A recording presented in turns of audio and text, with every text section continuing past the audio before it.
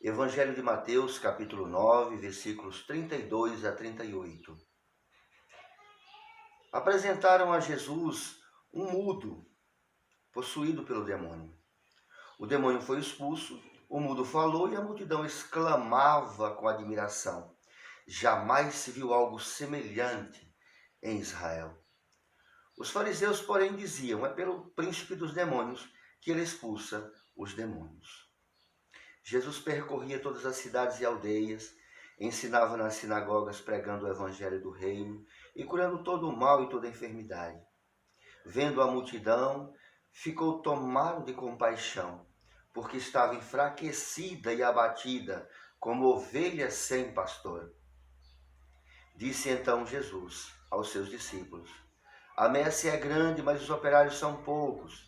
Peçam, pois, ao Senhor da messe que envie operários para a sua messe. Palavras da salvação, glória a vós, Senhor. Meus irmãos e irmãs, a vida de Jesus é a nossa vida. Como dizia São Paulo, já não sou eu quem vivo, é Cristo que vive em mim. Porque eu assumi a sua vida, eu assumi a sua cruz, eu assumi o seu evangelho, eu assumi Jesus na minha vida, eu assumi a igreja. É Jesus que vive em mim. E se Jesus vive em nós, e vive verdadeiramente, pela graça, nós vivemos a sua vida, nós vivemos aquilo que ele viveu.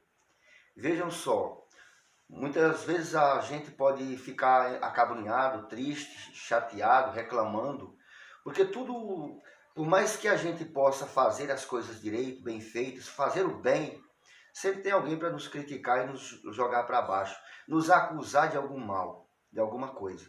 Na igreja também é assim. Nós padres, principalmente aqueles que mais se atêm ao evangelho, principalmente aqueles que são mais comprometidos mesmo com o conteúdo verdadeiro do evangelho, com a igreja, com a identidade da igreja, com a liturgia, com a evangelização como algo mais essencial na vida da igreja, na vida do ministro sagrado, especialmente esses mais comprometidos com o reino de Deus, são os mais criticados. Sempre vem alguém nos acusar de alguma coisa.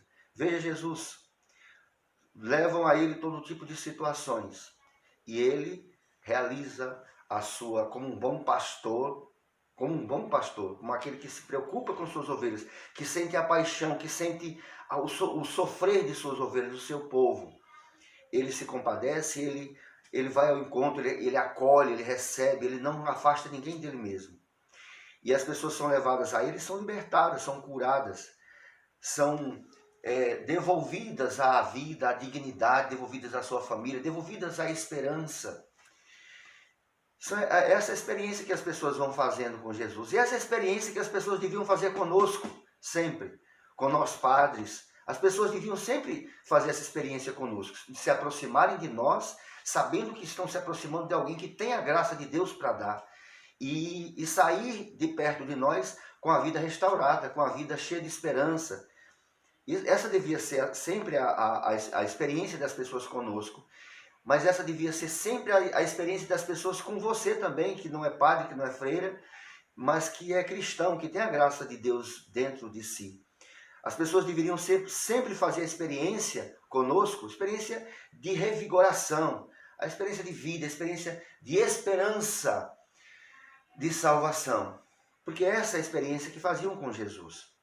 E Jesus realizava então sua missão. A palavra de Deus diz que apresentaram para ele todo tipo de situação. E a pessoa saía curada, libertada, cheia de dignidade, cheia de esperança. Mas sempre tinha alguém para acusar. Por mais bem que Jesus fizesse, sempre tinha alguém para dizer: é pelo demônio que ele faz isso que ele faz. Olha, imagine a maldade que pode estar nos lábios, no coração do ser humano. E às vezes de um irmão nosso da igreja que por inveja, por maldade, pode nos acusar de estar fazendo as obras do inimigo para nos recusar, né? Enquanto nós estamos buscando verdadeiramente fazer a vontade de Deus. Mas, meus irmãos, não vamos esmorecer. Não vamos esmorecer porque não é diante das pessoas que nós agimos, é diante de Deus. Nós agimos diante de Deus, nós agimos diante da nossa consciência, que nos leva, com a nossa consciência, que nos leva a agir profundamente diante da presença de Deus, que nos ama, que nos chama e que nos envia em missão. É isso que Jesus continua a fazer. Enquanto alguns acusavam ele de estar agindo pelos chefes dos demônios, Jesus percorria todas as cidades e aldeias, ensinava nas sinagogas, pregando o evangelho, a boa nova, a boa notícia do reino de Deus, e curando todo tipo de mal e todo tipo de enfermidade. Ele continuava realizando a sua missão. E é isso que nós devemos fazer, devemos continuar fazendo. E Jesus olha as multidões e se compadece, porque muitas vezes o nosso povo parece ovelhas sem pastor. E Jesus nos convida à oração. Rezem para que o Senhor envie operários para a sua messe. Vamos rezar, meus irmãos e irmãs, para que nunca falte verdadeiros pastores para o seu rebanho, para que eu sou um padre, eu sou um pastor do povo de Deus, assim como os bispos e outros padres, mas também sou ovelhas do rebanho que é Jesus, e também tenho pastores sobre mim. Meu bispo é o meu pastor, e o Papa é o nosso pastor. Vamos rezar sempre, para que o Senhor nunca nos deixe como ovelhas sem pastor, nunca permita que fiquemos assim, mas que nós e o rebanho do povo de Deus sempre tenha verdadeiros pastores, que os conduza, que os apacente e os conduza. O pastor deve fazer isso, apacentar e conduzir. E assim possamos sempre fazer essa experiência da graça de Deus na nossa vida, nosso povo também possa fazer essa experiência. Dai-nos, Senhor, a graça de termos bons pastores para o rebanho e de sermos conduzidos, Senhor, por verdadeiros pastores, segundo o teu coração. Louvado seja nosso Senhor Jesus Cristo. Deus abençoe meu irmão, minha irmã. Em nome do Pai, do Filho e do Espírito Santo. Amém.